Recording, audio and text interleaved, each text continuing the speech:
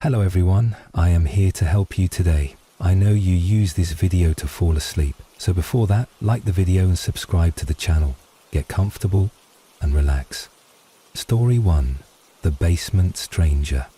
It was February of 2021 when the eerie silence of winter was broken by something far more chilling than a snowstorm. My mother and I discovered a homeless man secretly living in the basement of our family's cottage. The place is located about 45 minutes from my parents' main residence, not too far from Huntsville, nestled deep within the Muskoka region of Ontario. The cottage was meant to be a summer retreat, a quiet escape from the clamour of urban life, but what we encountered changed the way we looked at that place forever. To give you an idea of what the cottage was like, it wasn't exactly a luxurious retreat. In fact, it was more like a work in progress. The flooring in the bedroom wasn't finished, and there was a slight water leak, which meant dehumidifiers and fans were constantly running in the basement to prevent moisture buildup. As a result, one of us had to check on the house every couple of weeks. That visit was usually simple, just a quick trip to empty the dehumidifier, check for water damage, and lock up again. But this time, something was different. The layout of the house was peculiar. Right when you stepped in through the front door, you were greeted not by a cozy living space, but by the narrow entrance to the basement. It was a long, skinny staircase with a ceiling so low that you had to crouch on your way down. The basement itself was dimly lit by a single aging light bulb dangling from the ceiling, casting weak illumination over the wide space. Off of the main room branched two hallways, one leading to a bedroom and the other to a second bedroom and a washroom. All of these rooms were unfinished, with no furniture and no lighting, hidden in the darker recesses of the cottage. It was a grey morning when my mother and I decided to make the drive up to the cottage. We planned a short trip, just to empty the dehumidifier, clean out some junk and enjoy lunch. On the way there, we stopped at a McDonald's and picked up a couple of Filet-O-Fish combos. It was a small comfort in the middle of what felt like an errand, not a getaway. We arrived, stepped inside and placed our food on the table. The air inside was cold and stale, so we turned on the heat first. Then, as we always did, we headed downstairs to check on the dehumidifier. The moment we reached the basement, a strange detail caught our attention. The dehumidifier, which should have been close to full after nearly 3 weeks of neglect, was nearly empty. Only a thin layer of water had gathered in the tank. The ground was still damp with the usual amount of moisture, but the machine itself looked as though it had only been running for a couple of days. My mum furrowed her brow, pulled out her phone, and texted my dad. Had he come up here without telling us? Had he emptied the tank recently? The reply came quickly, no, he hadn't been there. We both stared at the machine again. It didn't make any sense. Still, we chalked it up to maybe a malfunction and headed upstairs, dismissing the thought. We were wrong to do so. We heated up our McDonald's and sat at the kitchen table with the TV playing softly in the background. Just 5 minutes into the meal, a loud, unmistakable crash echoed from the basement. It wasn't the sound of something shifting or a house settling. It sounded like someone had slammed their foot into a cabinet or tripped over a box. It was deliberate. It was real. We both froze, forks paused mid-air, our eyes meeting across the table. Before either of us could speak, we heard something even worse. A low grunt. A sound that didn't belong to the wind or the creaking of the old house. A sound that was undeniably human. My mother whispered, "Was that a person?" I could only nod. Even in the moment, adrenaline kicking in, my brain tried to rationalize. Maybe we were imagining things. Maybe it was the old plumbing or some bizarre animal. But the truth had already settled uncomfortably into our bones. We weren't alone in the house. I told her to grab her coat and head for the car. We didn't scream. We didn't panic.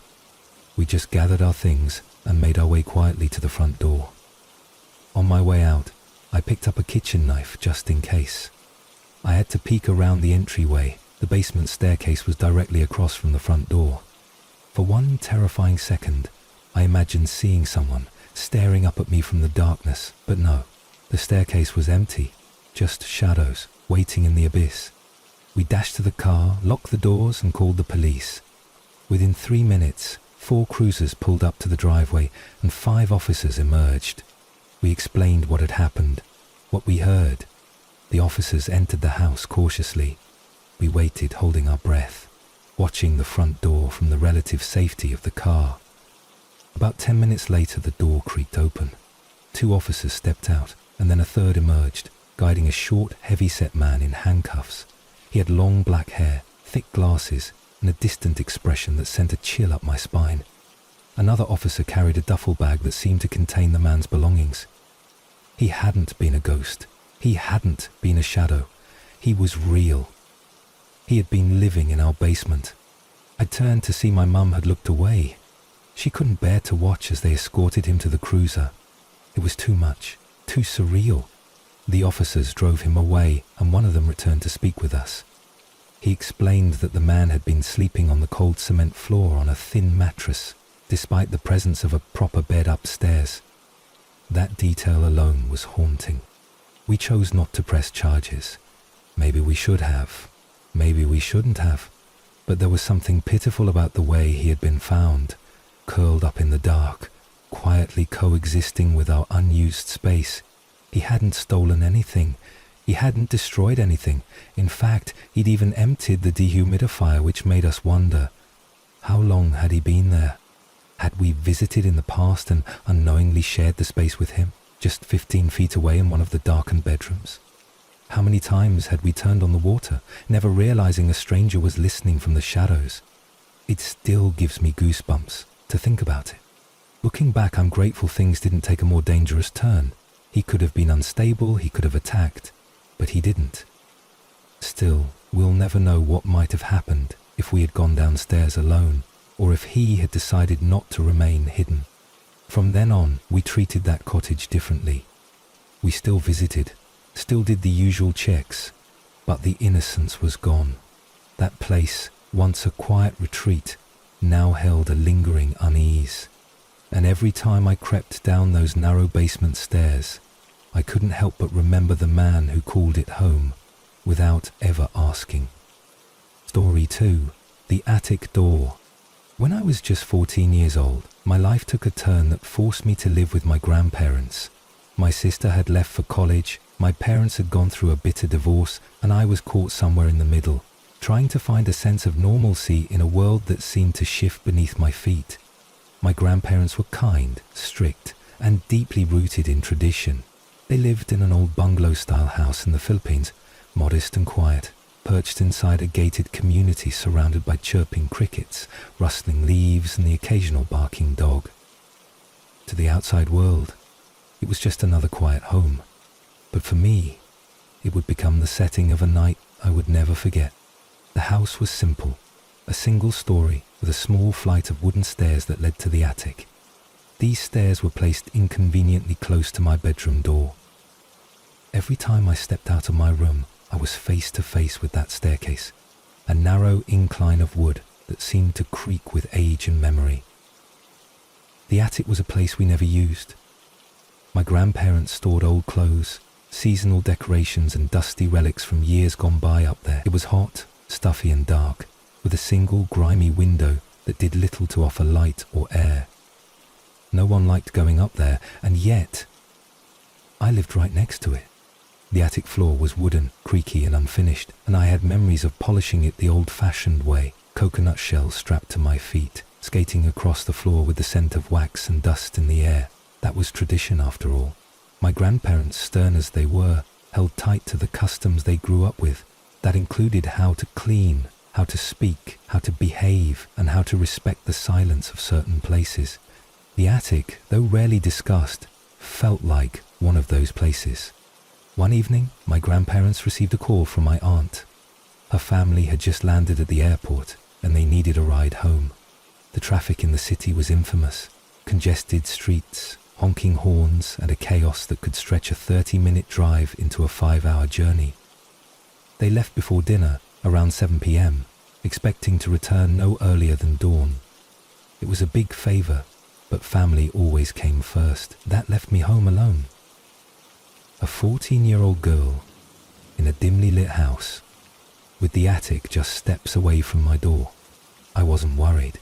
We lived in a secure neighborhood, protected by thick walls, iron gates, and several large, territorial guard dogs that prowled the compound. My grandparents' house was fortified. The windows on the lower floors were barred, both to keep intruders out and, as I would later learn, to keep mischievous teenagers from sneaking out.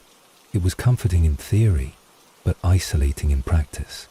Before they left, we had already eaten dinner. I stayed behind to clean up, dutifully washing the dishes as I listened to the occasional barking of distant neighborhood dogs. It didn't strike me as strange at first. They always barked. It was one of those background sounds you tuned out after a while, like the hum of a refrigerator or the clicking of a ceiling fan. But something about that night felt different. Their barks were sharper, more frantic, like warnings thrown into the wind. After cleaning up, I made my rounds. I checked the locks on the front and back doors, closed the windows tightly, and turned off all the lights. I was proud of myself for being responsible. This was the first night I'd spent alone in that house, and I wanted to prove I could handle it. When I entered my room, everything looked normal. My anime posters were still on the wall, untouched and vibrant. My closet doors were closed, my bed was neatly made, and the soft glow of the streetlight outside filtered through the tinted window, casting dull shapes across the floor. The house was silent, and the silence was thick, heavy. I took one last glance at the barred windows and climbed into bed. Then I turned off the lights. In that moment, something shifted. A silhouette appeared on the window pane, a tall, slender figure of a man. I could see him clearly. He had thick, curly hair and a thin, almost malnourished build. His outline was distinct, drawn in silver by the streetlight outside. I froze. Was I hallucinating? I flipped the lights back on. The silhouette vanished. I turned them off again. There he was, standing motionless. I repeated this 3 more times. On, gone, off, there, on, gone again, until finally, after one last flick of the switch, he didn't reappear. I convinced myself it was a trick of the light, maybe a tree branch, maybe my imagination. But I still walked over to the door and secured it, tightening the latch, turning the doorknob lock, pressing my weight against it just to be sure. That should have been the end of it. But it wasn't. The house had settled into a shallow quiet, the kind where every creak sounds louder than it should. The barking of the dogs had returned, fiercer now, though more distant. As I lay there trying to sleep, something above me stirred. Not the soft scurrying of rats or the wings of a restless bat. This was heavier. Furniture scraping, footsteps. Something was up there. I whispered to myself that it was just my imagination, just rats, just shadows. But then I heard it. Hurried, uneven steps racing down the attic stairs and stopping right at my door. I couldn't breathe. I couldn't move. I heard the doorknob jiggle just slightly, followed by a gentle, almost polite click. Someone was testing the lock. When it didn't open, they tried pushing against the door. My entire body went numb. I stood up slowly, quietly, pressing my body against the door and holding it closed with everything I had. I didn't scream. I didn't cry. I didn't want them, whoever it was, to know I was in there. I held my breath, listening as the person on the other side seemed to hesitate, then slowly walked away. I thought it was over.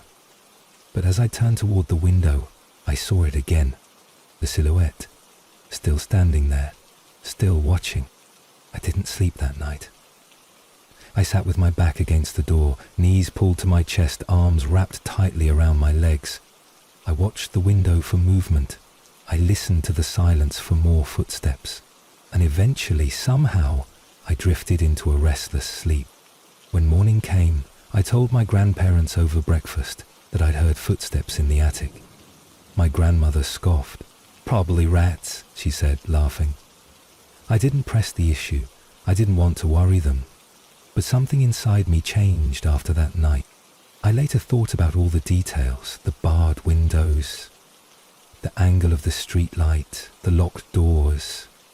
Nothing outside my room could have cast a shadow like that. And as for the attic window, it was wide open the next morning. To this day, I don't know what I saw or who was in that house with me, I only know I wasn't alone, and that some things, some sounds, some shadows don't go away when you turn on the light. Story 3. The Woman on the Roof. Back in 2010, I lived in a house that was by most standards barely livable. It wasn't the kind of place you'd see in real estate listings or home improvement shows. It was a triplex that had been lazily converted into a single ramshackle home, stitched together like a Frankenstein's monster of architecture and wiring. The walls were thin, the plumbing was erratic, the roof leaked when it rained too hard, and there was a permanent musty smell that seemed to cling to the drywall, but none of us cared. We were in our 20s, fresh out of college, and wanted only one thing: a party house, a place where nobody complained about the noise, the mess, or the endless rotation of unfamiliar faces. There were 5 of us living there, 5 guys who had grown up together, bonded over late-night pizza, video games, bad breakups, and beer pong tournaments that went on for hours. We shared rent, shared chores in theory, and didn't worry too much about anything else. We didn't notice when the spare bedroom window was cracked. We didn't question when food started going missing. It was always just easier to assume that someone had forgotten, misplaced, or eaten it during a drunken binge. If something broke, we fixed it with duct tape or ignored it entirely. It was a house built on carefree indifference. The strange thing started small. Unsettling, yes, but nothing to make us believe something deeper was going on. At first it was the food. Sandwiches, leftovers and snacks seemed to vanish from the fridge or pantry. Nobody admitted to taking them, but we were always drinking, always hosting friends, so it was easy to blame someone else. Then there were the noises: scratches on the roof, thumps in the walls, creaks in the attic. We assumed it was raccoons, or perhaps squirrels. The house was old, after all, and poorly insulated. It groaned in the wind and creaked under pressure. We were used to messes. We found empty beer bottles where we didn't remember drinking, found ashtrays filled with cigarette butts none of us smoked. Someone had stolen our lawn chairs one night, and we joked about it as if it were a prank. The truth was, none of us really kept track of our surroundings. That's the thing about living in chaos. You stop questioning the signs that something is wrong. You just accept the weirdness as part of the atmosphere. Then came the woman. It was a weekday morning, early enough that most of the neighborhood was still quiet, and the sun was just beginning to rise. 2 of us, me and one of my roommates, stepped outside, coffee cups in hand, ready to head to work. We were laughing about something, probably how trashed the kitchen had looked the night before, when we saw her. A woman in our front yard, bent over our trash can, rifling through it like she was searching for treasure. She was dressed in layers of mismatched clothing, a tattered coat over what looked like a man's oversized t-shirt. As my eyes adjusted, I realized it wasn't just any shirt. It was mine. One I hadn't seen in weeks. A faded band tee I thought I'd lost in the laundry. My stomach dropped. The woman looked up. Her eyes were glazed, empty, but her expression was one of confusion, not aggression. She blinked at us as if we were the ones who didn't belong, like we had wandered into her space instead of the other way around. For a long, uncomfortable second, we just stared at each other. The air was still. The birds hadn't started chirping yet. The world felt frozen. Then she said something that still echoes in my mind. "Why are you living in my house?" That was it. 5 words, spoken softly, without anger, but with such certainty that it chilled me more than if she'd screamed. We didn't answer. We didn't move. My roommate and I looked at each other, wide-eyed, and without another word we got into our cars and drove away. We didn't speak until we met back up later that night, too shaken to make jokes or pretend it hadn't happened. Something about that woman, the way she looked at us, the way she spoke, had burrowed into our skin. That evening, we called a house meeting. All 5 of us sat around the living room table, the television muted for once, and talked about what we'd seen. We decided to investigate the roof. None of us had ever been up there. We assumed it was slanted and dangerous, or perhaps just inaccessible. But when we actually looked closely at the structure, we realized something we should have noticed a year ago. The house didn't have a traditional roof. It was flat, like a building that had been chopped in half. and hidden by a wide awning that wrapped around the top. The roof wasn't visible from the street, or even from the backyard. You wouldn't think to look up there because it looked like there was nowhere to go. But there was. We found an old ladder, propped it up carefully, and climbed onto the roof one by one. What we discovered still haunts me to this day. There was a makeshift living space up there, not a proper shelter, but enough to survive. There was a thin mattress rolled out near the center, surrounded by clothing, empty wrappers, soda bottles, and half-eaten cans of food. We found books, some of ours, some unfamiliar. We found tools, flashlights, and even a stash of toiletries tucked into a corner. There was a sleeping bag, a flashlight with fading batteries, a plastic tarp tied down with bricks for rainy nights, and worse, there were items that had gone missing from inside our house. A pair of sunglasses, a coffee mug, a hoodie with someone's name written on the tag. She had been living there, on our roof, for months, maybe longer. All those strange noises we had heard, the scratches, the footsteps, the missing food, it hadn't been raccoons. It had been her. We stood in silence, taking it all in. The reality hit us like a wave. We had unknowingly shared our home with a stranger.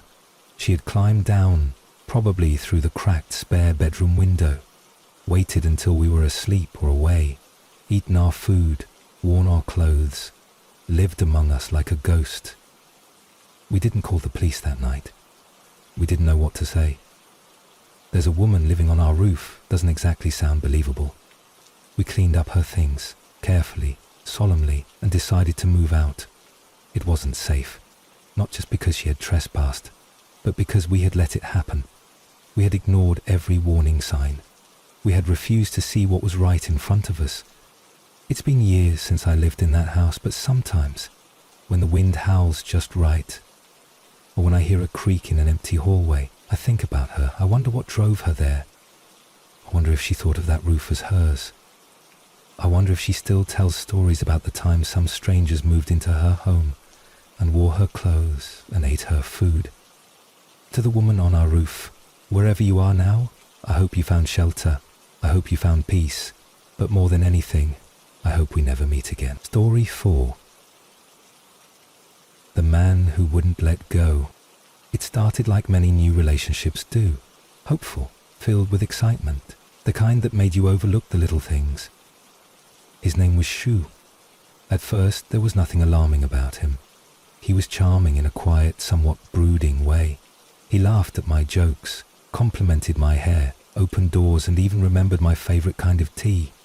For a while, it felt like maybe, just maybe, I had finally stumbled into something real, something healthy, something safe. But safety is a fragile thing, and sometimes the most dangerous people wear the softest smiles. We had only been seeing each other for a few months when he began suggesting we move in together. It was a red flag, but I brushed it off. I had a house of my own, inherited after years of hard work and sacrifice. It was my space, my sanctuary. The thought of sharing it with someone still relatively new in my life made me uneasy. But he insisted. Over and over again he planted the idea.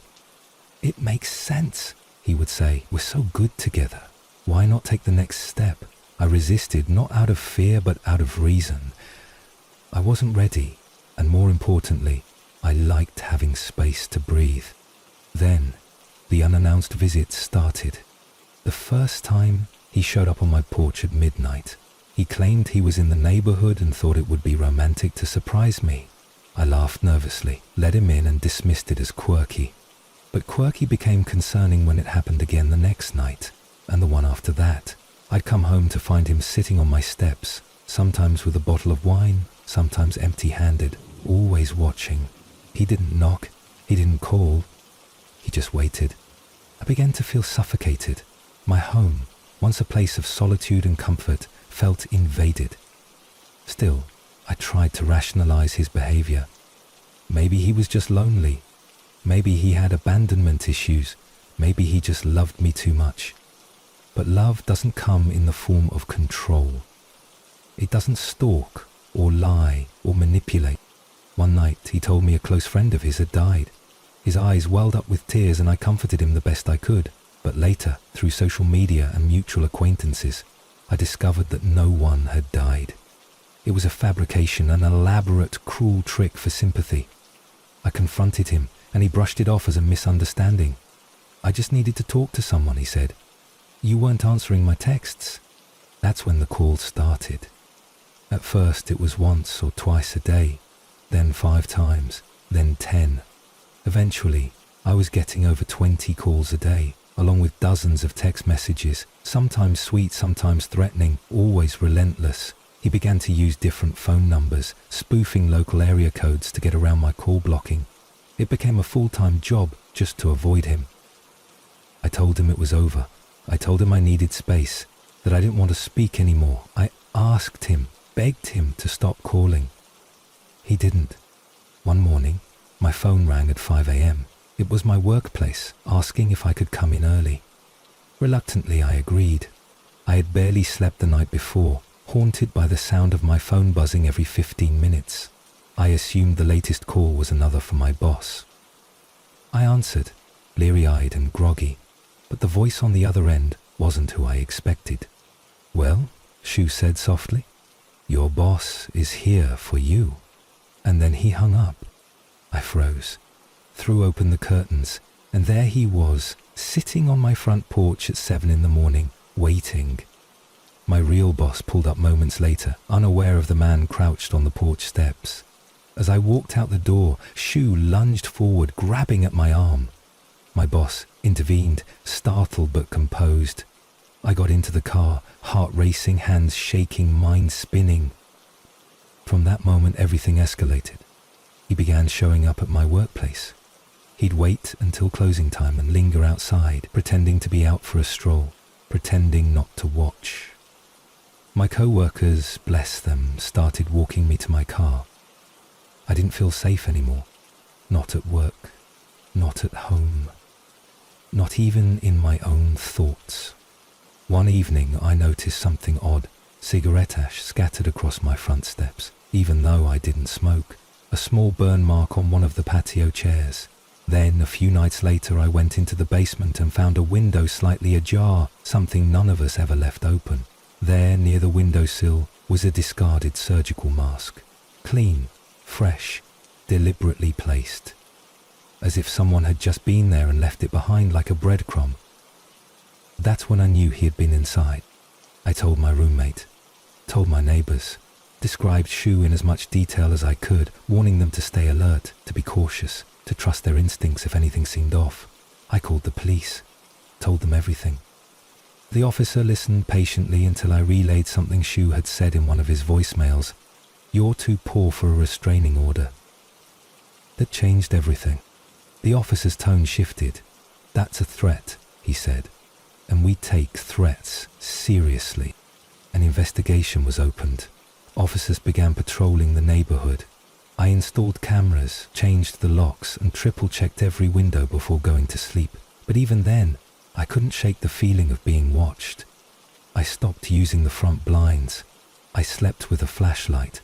I stopped wearing earbuds when walking outside, just in case I needed to hear footsteps behind me. Months passed. The calls became less frequent, then stopped altogether. It felt like maybe he had moved on, found someone else to obsess over, or simply lost interest. I exhaled for the first time in what felt like years. Then, a few weeks ago, I was in the car with my housemate, pulling into the driveway. He pointed toward the garage, casually saying, "You know, I think a homeless guy was squatting in there for a while. I found a bunch of clothes last month." They're gone now, though. I didn't speak. My blood went cold. My thoughts turned jagged. You think a homeless guy was squatting in the garage? He didn't understand. He hadn't seen the footprints in the snow. He hadn't heard the whispering through the vents. He hadn't felt what I had felt, that primal, animal sense that you are not alone, that someone is watching you from just beyond the edge of your vision. I scolded him, probably more harshly than I should have, but how could I not? How could I explain what it feels like to live with fear etched into your bones? To never know whether you'll find someone hiding in your closet or watching you from the shadows of your backyard. I don't know if Shu is still out there. I don't know if he's moved on, or if he's waiting for the right moment to come back. But I do know this. He crossed a line. He crossed many. And while the world may not take every obsessive boyfriend seriously, I do. To Shu, wherever you are, if you're still listening, still lurking, still watching, stay gone. Let's not meet again. Story 5. The hidden room in the basement. Moving into a new home always carries a sense of excitement. It's a fresh beginning, a blank slate filled with potential memories waiting to unfold. When I first stepped through the front door of our new house, a modest 2-bedroom property with a large basement, I didn't think of ghosts or intrusions. I thought of possibilities. I thought about repainting the walls, organizing the shelves, unpacking old photos, and breathing life into the space.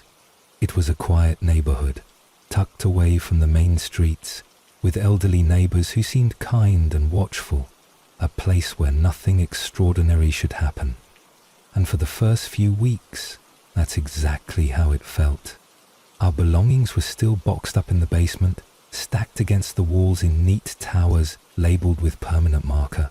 Some held old kitchenware, others carried forgotten family heirlooms, photographs, tools, and college textbooks.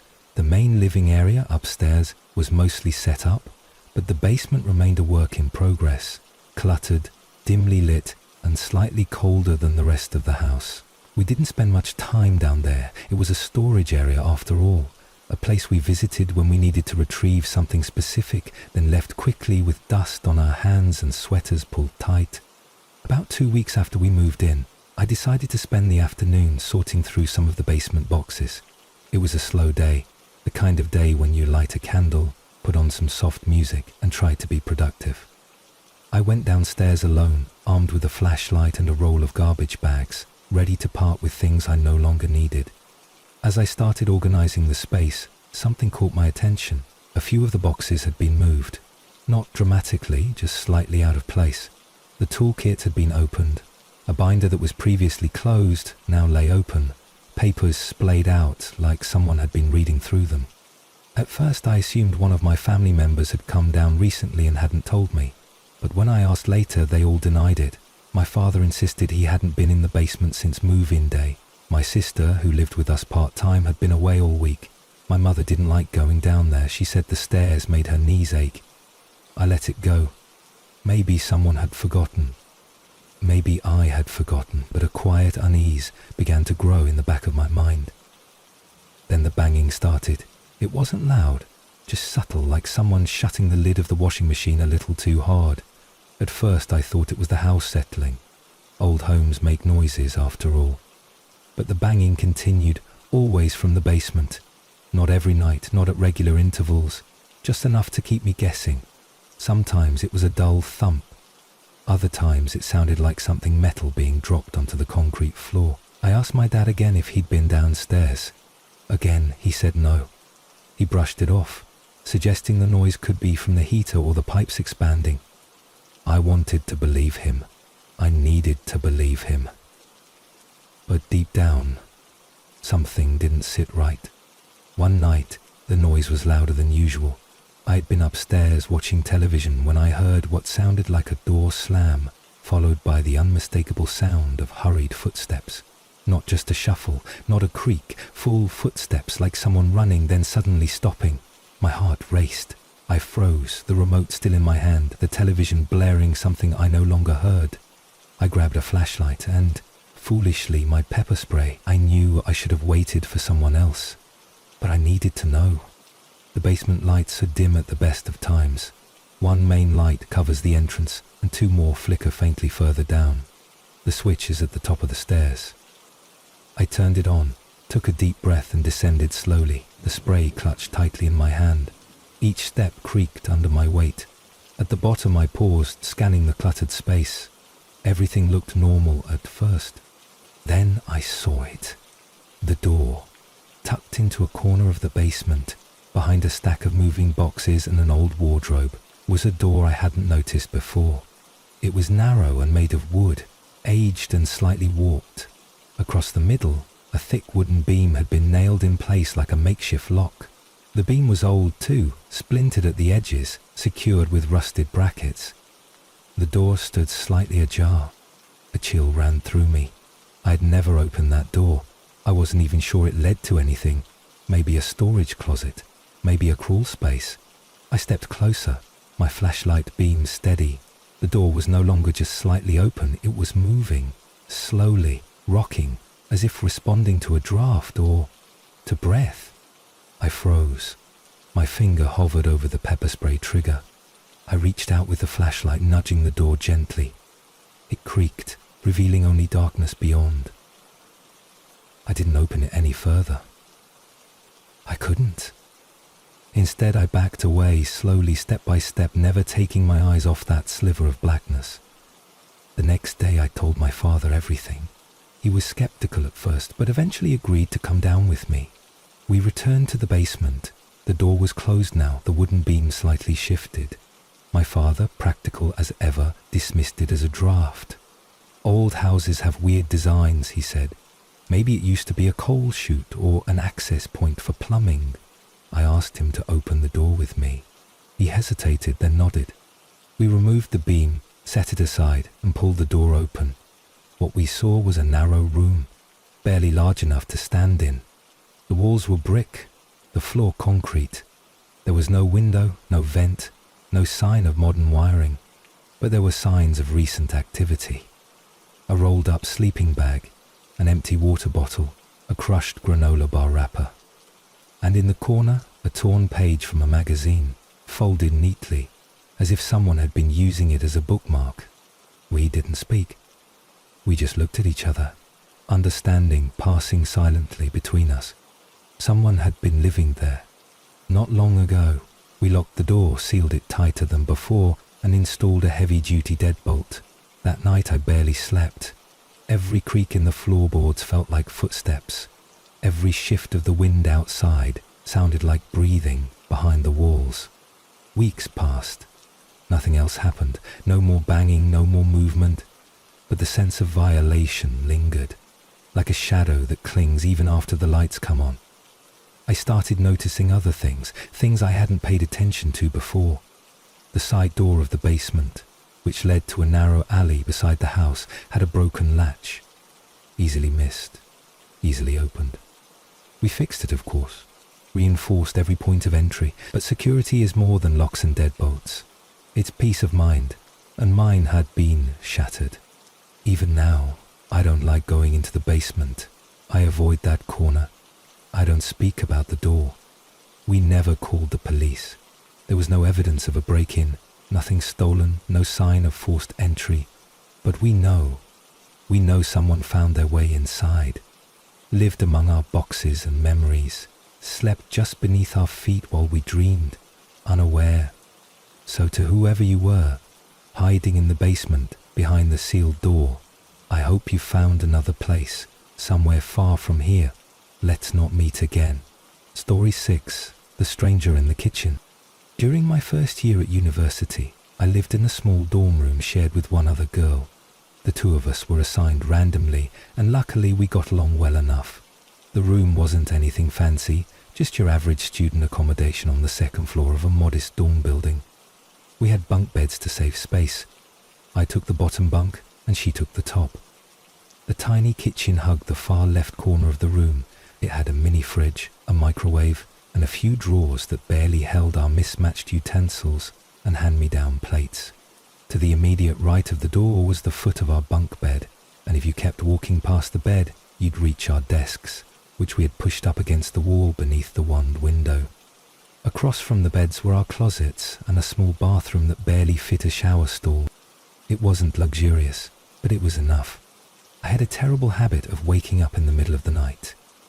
Sometimes I'd stir because of a loud noise outside, but more often than not, I just found myself wide awake at 3 or 4 in the morning, staring at the underside of the top bunk, unsure of what had roused me. It became so routine that I stopped thinking much of it. I'd lie there, blink in the darkness, sip water from the bottle on my nightstand, and eventually drift back to sleep. But one night was different. It was somewhere around 3 o'clock in the morning when I opened my eyes. I wasn't startled. There was no nightmare, no sharp noise. I just woke up. The room was quiet. The only light came from the moon outside, seeping in through the small crack in our window curtain. I reached for my water bottle, and as I did, I noticed movement. From where I lay on the bottom bunk, I had a perfect view of the kitchen area, and there, sitting on the countertop, with his legs dangling over the edge, was a man. He was slim, wearing dark clothes. I think it was a hoodie, grey or black, hard to tell in the moonlight. His face was partially hidden by shadows, but I could see enough. He wasn't someone I recognized. He didn't belong. He wasn't moving, just sitting there, perfectly still, staring at the cabinets as if deep in thought. I froze. My heart began to race, but I didn't make a sound. I didn't move. I didn't even blink. My mind scrambled for explanations. Was I dreaming? Hallucinating? Was this some trick of the light? I told myself that if I just stared long enough, the figure would disappear, that I would blink and realize it had only been my sleep-addled mind. But he didn't disappear. He stayed, unmoving, silent, like a statue carved from shadow. Before I could fully process what was happening, my eyes drifted closed again, not out of comfort or relaxation, but as if something pulled me back into sleep. I fought it, but it was like my body shut down against my will. And just like that, I was out. When I woke the next morning, the room was bright with morning sun. Birds chirped outside the window and my roommate was brushing her hair. Everything was normal, but I felt unsettled. I told her what I'd seen, half expecting her to laugh it off. Instead, she frowned. "You saw someone sitting on the kitchen counter?" she asked, lowering her hairbrush. "Are you sure it wasn't a dream?" "I don't know," I admitted. "It felt real. Too real." She didn't dismiss me. Instead, she looked up at the window. "We should probably start locking it," she said quietly. That day, we stopped keeping the window cracked open at night. The building didn't have air conditioning, so we'd relied on the breeze to keep things cool. But from that night on, we suffered through the heat with a new fan and an open bathroom window instead, the kind that cranked open just a sliver and faced nothing but a brick wall. Weeks passed. I tried to convince myself that it had all been a bad dream. Maybe I'd watched a scary movie before bed and forgotten. Maybe my insomnia had finally crossed the line into vivid hallucinations. But every night, as I lay in bed, staring into the kitchen, I couldn't help but remember the way he sat there. The stillness, the silence, the absence of fear on his face. It was as if he'd been there before. And that wasn't the last strange thing to happen. One night, as we were cooking dinner together, something simple like noodles and eggs, I reached into one of the drawers for a fork and noticed that all of our utensils had been moved around. I asked my roommate if she had reorganized them, and she shook her head. It was a small thing, easy to dismiss, but it wasn't just the forks. A few of our plates were out of order. A mug we never used was sitting near the stove. A dish towel had been folded differently, we both noticed. Neither of us said much. After that, the apartment began to feel different. There were nights when the air inside felt thicker, heavier, like someone else had just been there and left seconds before we walked in. There were times when we would return from class and find the door unlocked, something neither of us would ever forget to do. Other nights, we'd hear faint creaks from the living room area, even when both of us were lying in bed. Once, I found the small bathroom mirror fogged up, as if someone had just taken a shower, even though neither of us had used it all day. The university maintained that the building was safe, that the locks were intact, the windows secure. We submitted a maintenance request just in case. They sent someone to check the window frames, the locks, even the hinges on the door. Everything came back fine, secure, functional. They chalked it up to stress. We were first-year students, homesick, overworked. They weren't entirely wrong. College is hard. You don't sleep enough, you eat terribly, your nerves are always on edge. But that didn't explain the night I found the closet open. It was 2 a.m. and I was up late studying. My roommate had gone home for the weekend and I had the room to myself. I sat at my desk, headphones in, half reading, half doodling in the margins of my notes.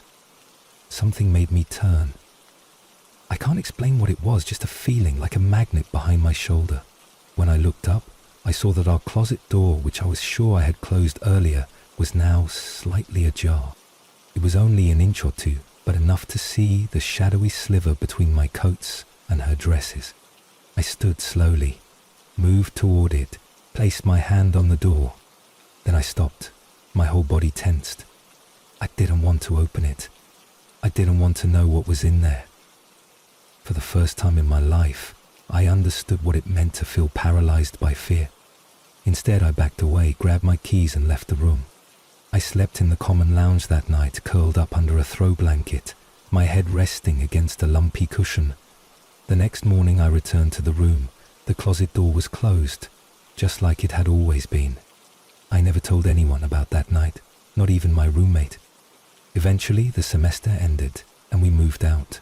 We packed up our belongings, said our goodbyes, and handed over the keys. The university would reassign the room to someone else. The memories would fade. But every so often I still think about that man in the kitchen. The one who didn't belong. The one I didn't imagine. The one who sat there silently, as though he had every right to be there. And I wonder if he ever left. Story 7. The Attic Boy of Summer Camp. When I was 10 years old, my parents sent me away to a summer camp held in a remote village, far from the noise and heat of the city. It was the kind of experience that most parents imagine will help their children grow. New friendships, outdoor games, long walks through pine trails, and stories whispered around crackling campfires. But for me, that summer became something else entirely. Something I still can't fully explain years later. Something I now think of every time I hear the wind creak through old wood, or feel the air change in a room I thought I knew. There were about 30 of us that year, children ranging from 10 to 13 years old, and we were supervised by 6 camp monitors, all in their early 20s. They were energetic and cheerful, the kind of people who could convince you to sing songs you didn't like, or try food you didn't trust. The building we stayed in was large and old, probably once a boarding school or a home for orphaned children. There was a kitchen, a wide dining area, rows of beds lined up like dominoes in shared sleeping quarters, and a library full of dusty shelves and forgotten books. But what stood out most was the attic. The attic wasn't part of the camp program. It wasn't included in the tour or mentioned in the welcome speech. There were no activities assigned there. In fact, we were quietly discouraged from going near it. A single wooden staircase led up to a small wooden door at the end of the hallway. The camp monitors never locked it, but they never opened it either. That silence made it even more fascinating. You tell a group of kids not to pay attention to something and they'll give it all of theirs. Almost immediately, whispers began to circle among us. Stories passed from bunk bed to bunk bed during lights out. They said the attic was haunted by a boy who used to come to the same summer camp. The story varied depending on who told it. Some said he fell from the window trying to escape punishment. Others claimed he died during a game gone wrong. A few swore that he simply vanished one night and was never seen again. The only constant in every version of the tale was this. At night, if you listened closely, you could hear the floorboards of the attic creaking under invisible footsteps. The dead boy, they said, still walked. Now, I wasn't the kind of kid who scared easily. I had read plenty of horror stories by then and had developed a skeptical edge. I thought most of my peers were just trying to spook each other for fun. Ghosts weren't real, shadows weren't spirits, strange noises had logical explanations. I told myself that firmly, every time someone mentioned the attic. But then something happened that made me doubt. One afternoon I was talking with another girl about the attic ghost. We were sitting outside sipping watered-down juice, trying to decide if it would be brave or foolish to sneak up there ourselves. One of the camp monitors, a young woman with kind eyes and sun-freckled skin, was sitting nearby. Hearing our conversation, she suddenly stiffened. "Don't talk about that," she snapped. Her tone was sharp, uncharacteristically serious. "Seriously, it's not funny." Then she stood up and walked away without another word. We were stunned. Until then, she had always been one of the relaxed monitors, the type who gave us extra marshmallows or joined our games of tag.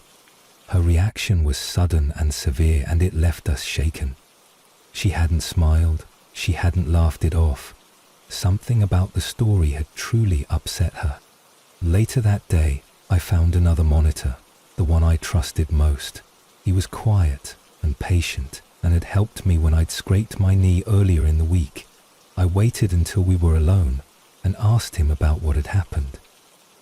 At first, he tried to brush it off, said the attic was just old and that people like to invent stories, but I pressed him, told him about the girl's reaction. Eventually, he sighed and gave in. "All right," he said, "I'll tell you what happened, but you can't tell the other kids. Promise?" I nodded. My heart was pounding. He leaned in slightly and began to speak, voice low and careful.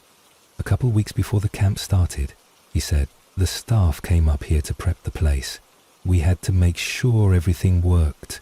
Plumbing, heating, locks, lights. Just a basic inspection. We walked through the entire building, top to bottom. Nothing seemed out of the ordinary, until we got to the attic." He paused. "We weren't going to go up there at first," he continued, "but one of the girls on the team said she kept hearing movement upstairs. Just little sounds, like someone pacing. So we decided to check. We went up the stairs, opened the door, and stepped inside. I didn't breathe. The place was cold," he said. "Really cold, even though it was summer. The air felt stale, like it hadn't been disturbed in years. But the weird part? There were signs someone had been living there. Old blankets on the floor, empty snack wrappers, footprints in the dust. Human footprints. Bare feet. Small." He looked at me, his face serious. "We didn't know what to make of it," he said. "No one should have been there. The building had been locked up since the last camp ended. We searched the attic, but it was empty. Completely empty. We checked the whole building again after that, every door and window, nothing. But the girl who heard the sounds, she refused to stay overnight. She dropped out of the program that same day." I swallowed hard. "Do you think it was a homeless person?" I asked. He shook his head. "There was no sign of forced entry, and no one found anything outside, no gear, no food stash, no trace. It was like whoever had been there just vanished. We didn't tell the kids. Didn't want to scare anyone. But that's why we avoid talking about it." I didn't know what to say. The story felt too detailed to be a prank, too serious to be made up, and yet it didn't make any sense. It made me start watching that attic door more closely, and sure enough, things started happening. At night, after everyone had gone to bed and the lights were out, I started to hear it, the creaking. The slow, deliberate sound of footsteps above us, not random shifting, not the groaning of wood under changing temperatures. Footsteps. Moving from one end of the attic to the other, back and forth. Every night, around the same time. The other kids noticed it too. You could tell by the way they lay quietly in their beds, eyes wide open, staring at the ceiling. No one wanted to say it out loud, but we all knew. One night, unable to take the suspense, I crept out of bed. I tiptoed to the hallway, bare feet cold against the wooden floor. The house was dark and silent. I looked toward the attic door. It was still closed, but I could feel something beyond it. Not a presence exactly, more like anticipation, like something waiting. I stood there for a moment, watching, listening. Then I turned around and walked back to bed. That night, I dreamed of a boy. He had no face, just a vague outline of a child standing at the top of the attic stairs, staring at me. I woke up in a sweat. The next day, the camp director announced that we'd be cutting the session short. No explanation, just that our parents would be picking us up early. The monitors looked tense. Something had changed. We were never told what. I never returned to that camp, but I never forgot it either. Years later, as an adult, I found myself driving through that same region and passed near the village where the camp had once been held. On a whim, I decided to stop. The camp building still stood, old, quiet, the windows boarded now. I parked nearby and got out, walking toward it slowly. The attic door was gone. In its place was a wall of fresh wood, as if someone had tried to seal it away completely. I don't know what they found after we left. I don't know what made them shut it down. But I do know this. Some stories aren't just stories. And some attics should stay locked forever. To the boy in the attic, if you're still there, if you're still walking those creaky boards in the dark, I hope you find peace. But let's not meet again. Story 8. The house across the street. There's something about moving to a new neighborhood that makes you hyper-aware of your surroundings. Every creak in the floorboards, every dog bark in the distance, every passing car. It all feels amplified until your mind adjusts to the new rhythm. When my family and I moved into our new home, a modest 2-story in a quiet suburb, we were filled with that mix of excitement and exhaustion that always comes with fresh beginning. The house had good bones, as the realtor said. A sturdy porch, wide windows, and a backyard with a rusted swing set that swayed slightly even without wind. It needed some cosmetic updates, sure, but there was charm beneath the peeling paint and slightly uneven tiles. What we didn't know, though, was that the real reason it had been on the market so long wasn't because of its old paint, or even its outdated kitchen. It was because of the house across the street. On the first day I noticed it, not because it was especially eerie, but because it was too still. Perfectly still, like it was holding its breath. The yard was overgrown, the windows were dark, and the mailbox hadn't been touched in months. Yet the house itself didn't look abandoned. The shutters were intact, the driveway clean, and the lights, sometimes the lights would turn on. Not regularly, not at normal times, just here and there, often in the early hours before dawn or just after midnight. A single room would glow faintly behind thick curtains and then fade to black minutes later. I tried not to think about it. I had a new school to settle into, boxes to unpack, and a family doing its best to make our house a home. But the house across the street stayed with me. It wasn't long before the rumors started. There were kids on our street, maybe 4 or 5 in my grade, who took one look at where I lived and grimaced. "That's right across from the Hollow House," one of them said. I asked what that meant, and another kid, eyes wide with mock fear, leaned in and whispered, "Don't look in the windows after dark. It doesn't like that." I laughed, nervously, and rolled my eyes. But when I went home that afternoon, I made sure to close my curtains tight. The nickname stuck in my head. The Hollow House. There was something about it that made sense. It wasn't just the absence of people or noise. It was the way the house felt, like a container for something empty. A shell. A mask. I'd walk past it on my way to school and feel like it was watching me through invisible eyes. Then the dreams began. They weren't nightmares, exactly. Just vivid, uncomfortable visions that felt too real. I'd find myself standing in front of that house, always at night, always alone. The door would be cracked open, and a low humming sound would drift out, like the sound of someone whispering a lullaby through clenched teeth. I'd wake up with my hands clenched and the taste of metal in my mouth. I tried telling my parents, but they were too busy with the stress of new jobs and mounting bills. My mum would pat my shoulder and mumble something about adjusting to change. My dad just nodded and said, "Old houses make strange impressions."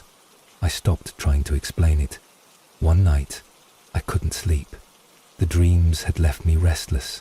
My sheets twisted around me like vines. I got up and went to the window, pushing the curtain aside just enough to peek out. The light in the Hollow House was on again, but this time the curtain was slightly pulled back, just a sliver, enough to see the edge of a face, pale, still, not facing out, but turned to the side, as if whoever it was had been watching something deeper in the room. My breath caught. I didn't look away. I don't know why. Curiosity, fear, fascination, it all blended into a kind of frozen trance. I stared for what felt like an eternity, and then the light went out. No flicker, no warning, just gone. The next morning I walked to school as usual, and for the first time the front door of the hollow house was open, not wide, just enough to be noticeable. There was no sign of movement. I hurried past, eyes forward, heart thudding too fast for early morning. That afternoon I found a note on our front porch. It wasn't in an envelope, just a folded piece of paper with my name written on it. The handwriting was neat, too neat, like it had been traced slowly over and over again. I opened it, my hands already shaking. The note read, "Don't look at night. It sees you too." I dropped it instantly, stepping back as if the words might burn. My first instinct was to run to my parents, but I stopped myself. What would I even say? They'd think it was a prank. Or worse, they'd confront the house across the street. And something deep in my gut screamed that that was a terrible idea. So I kept quiet. But I didn't sleep much after that. Every sound felt amplified, every shadow longer. I stopped going near the front window. I avoided the front porch.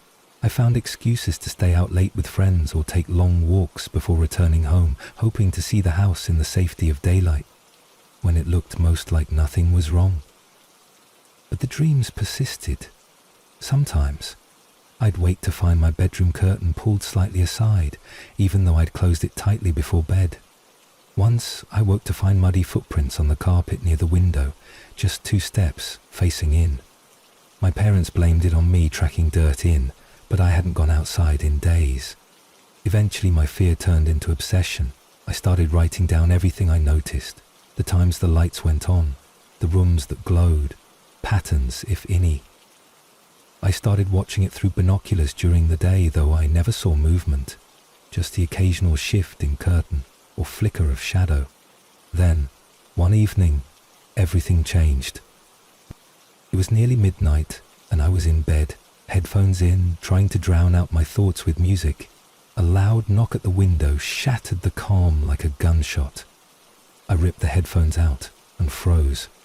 Another knock, harder this time. I wanted to scream, but my throat was tight. Slowly, I turned my head toward the sound, and there, framed by the window, was a face. Not pressed to the glass, not grinning or snarling or grotesque, just there, watching. The same pale complexion I'd seen through the sliver of curtain weeks ago, the same stillness, but now it was focused directly on me. I scrambled out of bed and turned on every light in the room. When I dared to look again, the face was gone. I didn't sleep the rest of that night. The next morning I told my parents everything. I showed them the note, the footprints. I begged them to believe me. They looked at each other in that quiet, uneasy way parents do when they don't want to scare you, but are scared themselves. That day we installed new locks, cameras, floodlights on the porch. My dad even slept on the couch by the front door for a week. And for a while things were quiet, until one of the cameras caught something, a flicker. A brief figure passing across the street at 3:17 a.m. AME, dressed in dark clothes, moving oddly like the limbs didn't bend in the right places. The footage was grainy, and the motion sensors hadn't triggered properly, but it was enough to convince them we weren't just imagining things. We called the police. They did a wellness check on the hollow house. No one answered the door, no one came to the windows. They returned a day later with a warrant, entered the property, and emerged less than 15 minutes later with pale faces and clipped voices.